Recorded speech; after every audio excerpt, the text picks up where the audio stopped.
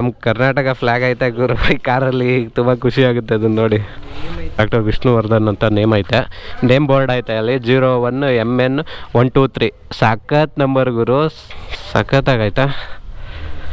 ಸಿಂಹ sticker ಐತೆ, ಸಿಂಹ ಅದು.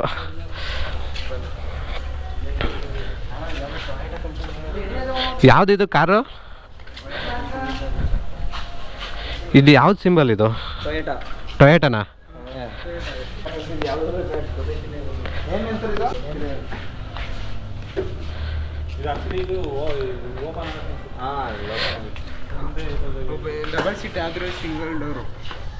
Double seat ಆಯ್ತಾ ಇದು ಒಳಗಡೆ?